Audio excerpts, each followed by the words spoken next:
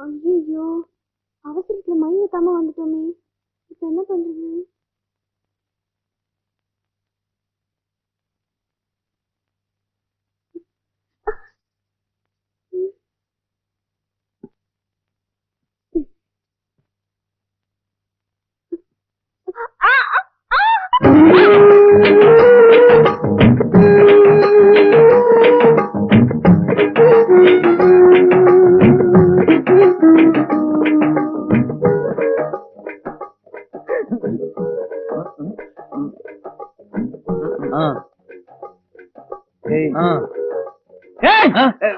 அப்பா என்னடா அது?